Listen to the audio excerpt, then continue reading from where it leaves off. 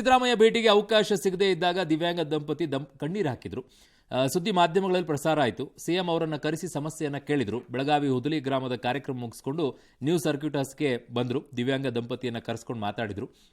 ಬೆಳಗಾವಿ ರಾಯಭಾಗ ತಾಲೂಕಿನ ಖನದಾಳ ಗ್ರಾಮ ಯಲ್ಲಪ್ಪ ಮತ್ತು ಬಾಳವ್ವ ಅನ್ನೋ ದಿವ್ಯಾಂಗ ದಂಪತಿಗೆ ಸೈಟ್ ಕೊಡಿಸೋದಾಗಿ ಹಣ ಪಡ್ಕೊಂಡು ವಂಚನೆ ಮಾಡಿದಂತೆ. ಅವನೆಂಥ ದುಷ್ಟ ಇರಬೇಕು ಅಂತ ಅವ್ರ ಹತ್ರ ಇಸ್ಕೊಂಡ್ಬಿಟ್ಟು ಅವ್ರಿಗೂ ವಂಚನೆ ಮಾಡ್ತಿರಲ್ರಿ ನೀವು. ಈ ಬಗ್ಗೆ ರಾಯಭಾಗ ಠಾಣೆಗೆ ದೂರು ಕೊಟ್ರಂತೆ. ಅವ್ರು ಯಾವ ಕ್ರಮನೂ ತಗೊಳ್ಳಿಲ್ಲ. ಇನ್ಯಾವ ಅಡ್ಜಸ್ಟ್ ಮಾಡಿಕೊಂಡ್ರು ಯಾರಿಗೂ ಗೊತ್ತು. ಆ ಕಡೆ PSI ಮಾಳಪ್ಪ ಪೂಜಾರಿ ವಿರುದ್ಧ ಕ್ರಮಕ್ಕೆ ಗೃಹ ಸಚಿವರನ್ನು ಭೇಟಿ ಮಾಡಿ ಮನವಿ ಮಾಡಿಕೊಂಡಿದ್ದಾರೆ. ಗೃಹ ಸಚಿವರು ಸೂಕ್ತ ಕ್ರಮದ ಭರವಸೆಯನ್ನು ಕೊಟ್ಟಿದ್ದಾರೆ. ಆದರೆ ಯಾವುದೇ ಕ್ರಮ ಆಗದ ಕಾರಣ ದಂಪತಿ ಇವತ್ತು CM ಅನ್ನೇ ಭೇಟಿ ಮಾಡಬೇಕು ಅಂತ ಬೆಳಗ್ಗೆಯಿಂದಲೂ ಕೂಡ ಕಾಯ್ಕೊಂಡು ಕೂತಿದ್ರಂತೆ. ಆದರೆ CM ಅವಸರವಾಗಿ ಹೋಗ್ಬಿಟ್ರಂತೆ.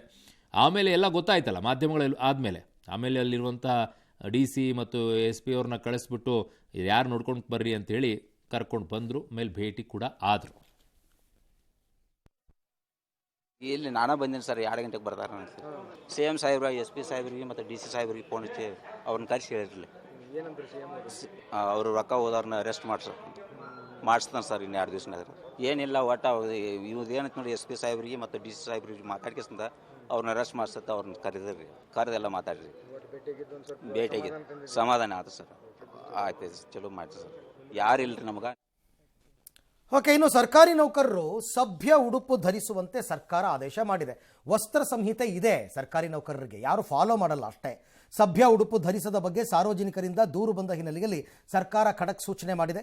ರಾಜ್ಯ ಸರ್ಕಾರಿ ನೌಕರರು ಕಚೇರಿಗೆ ಬರಬೇಕಾದ್ರೆ ಯೋಗ್ಯ ಸೂಕ್ತ ಬಟ್ಟೆ ಧರಿಸ್ಕೊಂಡು ಬರಬೇಕು. ಬರದೇ ಇದ್ದರೆ ಸೂಕ್ತ ಕ್ರಮ ಎದುರಿಸಬೇಕಾಗುತ್ತೆ. ಈ ಬಗ್ಗೆ ರಾಜ್ಯ ಸರ್ಕಾರ ಸುತ್ತೋಲೆ ಹೊರಡಿಸಿದೆ. ಯೋಗ್ಯವಾದ ಬಟ್ಟೆಗಳನ್ನು ಧರಿಸಲು ಹೇಳಲಾಗಿದ್ದರೂ ಅನೇಕರು ಸೂಚನೆಗಳನ್ನು ಪಾಲಿಸ್ತಾ ಇಲ್ಲ. ನಾವು ಅದನ್ನು ಗಂಭೀರವಾಗಿ ಪರಿಗಣಿಸಿದ್ದೀವಿ ಅಂತ ಸುತ್ತೋಲೆಯಲ್ಲಿ ಹೇಳಿದೆ. ಹಾಗೆಯೇ ಕಚೇರಿ ಸಮಯದಲ್ಲಿ ಅನಧಿಕೃತವಾಗಿ ಹೊರ ಹೋಗುವವರನ್ನು ಮೇಲಧಿಕಾರಿಗಳು ನಿಯಂತ್ರಿಸೋದಕ್ಕೆ ಸೂಚಿಸಲಾಗಿದೆ. ಅನಿವಾರ್ಯ ಸಂದರ್ಭದಲ್ಲಿ ಕಡ್ಡಾಯವಾಗಿ ಸಕಾರಣ ನೀಡಿ ಹೊರಗಡೆ ಹೋಗಬೇಕು ಅಂತ ತಿಳಿಸಿದೆ. ರಾಜ್ಯ ಸರ್ಕಾರದ ಮೇಲೆ ಗುತ್ತಿಗೆ ಕಂಪನಿಯೊಂದು 3,000 ಕೋಟಿ ಪರಿಹಾರಕ್ಕೆ ಒತ್ತಾಯಿಸಿ ಸಲ್ಲಿಸಿದ್ದ ಅರ್ಜಿಯನ್ನು ಹೈಕೋರ್ಟ್ ಧಾರವಾಡ ಪೀಠ ತಳ್ಳಹಾಕಿದೆ. ಇದರಿಂದ ರಾಜ್ಯ ಸರ್ಕಾರಕ್ಕೆ ಬಿಗ್ ರಿಲೀಫ್ ಸಿಕ್ಕಿದೆ. ಕೊಪ್ಪಳ ಜಿಲ್ಲೆ ಗಂಗಾವತಿ ತಾಲೂಕಿನ ಆನೆಗೊಂದಿಯ ತಳವಾರಘಟ್ಟ ಬಳಿ ನಿರ್ಮಾಣ ಹಂತದ ಸೇತುವೆ ಕುಸಿದಿತ್ತು. 2009ರಲ್ಲಿ ಸೇತುವೆ ಕುಸಿದ ಪರಿಣಾಮ ಸಾವು ನೋವು ಸಂಭವಿಸಿತ್ತು. ಸೇತುವೆ ಗುತ್ತಿಗೆ ಪಡೆದ ಕಂಪನಿ ನಮಗೆ ನಷ್ಟವಾಗಿದೆ ಅಂತ ನ್ಯಾಯಾಲಯದ ಮೊರೆ ಹೋಗಿತ್ತು. ಗುತ್ತಿಗೆ ಪಡೆದ BV ರೆಡ್ಡಿ ಕಂಪನಿಗೆ 3,000 ಕೋಟಿ ಮಾಡಬೇಕು ಅಂತ ಆದೇಶವಾಗಿತ್ತು. ಎಚ್ಚೆತ್ತ ಲೋಕೋಪಯೋಗಿ ಇಲಾಖೆ ಹೈಕೋರ್ಟ್ ಮೊರೆ ಹೋಗಿತ್ತು. ಈಗ ಹೈಕೋರ್ಟ್ ಅದನ್ನು ತಳ್ಳಿ ಹಾಕಿದೆ. ಆಕ್ಚುಲಿ ಗುಡ್ ಅಲ್ವಾ ಅದು? ಯೂನಿಫಾರ್ಮ್ ಸರ್ಕಾರಿ ಅಲ್ಲ, ವಸ್ತ್ರ ಸಂಹಿತೆ ಫಾರ್ಮಲ್ ಡ್ರೆಸ್. ವಸ್ತ್ರ ಸಂಹಿತೆ ನಿಮಗೆ ಅಂಗನವಾಡಿಯವರಿಗಿದೆ, ಆಶಾ ಕಾರ್ಯಕರ್ತರಿಗಿದೆ. ಉಳಿದಂತ ಸರ್ಕಾರ ಯೂನಿಫಾರ್ಮ್ ಅಲ್ಲಲ್ಲ, ನಾನು ಹೇಳ್ತಾ ಇರೋದು ಸಭ್ಯವಾಗಿರೋದು ಓಕೆ. ನಾನು ಹೇಳೋದು ಸರ್ಕಾರಿ ನೌಕರಿಗೆ ಅವ್ರವ್ರ ಇಲಾಖೆಗಳಲ್ಲಿ ಒಂದು ಯೂನಿಫಾರ್ಮೇ ಮಾಡಿ. ತಪ್ಪೇನಿದೆ? ಆಶಾ ಕಾರ್ಯಕರ್ತರು ಹಾಕೊಳ್ಳೋದಿಲ್ವಾ? ಅಂಗನವಾಡಿ ಕಾರ್ಯಕರ್ತರು ಹಾಕೊಳ್ಳೋದಿಲ್ವಾ? ಯಾಕಿಲ್ಲ? ಅವ್ರಿಗಿದೆ. ಪೊಲೀಸ್ ಡಿಪಾರ್ಟ್ಮೆಂಟಲ್ಲಿ ಯೂನಿಫಾರ್ಮ್ಗಳಿದ್ದಾವೆ.